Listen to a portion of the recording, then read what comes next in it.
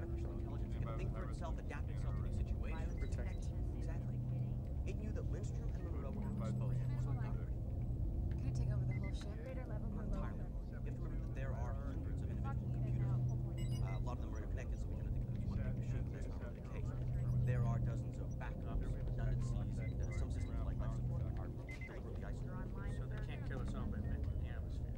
That's the good news. The bad news is some of the more complex systems like navigation and propulsion require a certain amount of interconnectivity to function properly. In all likelihood, the virus has spread so far through those systems that to isolate it would make the ship impossible to fly.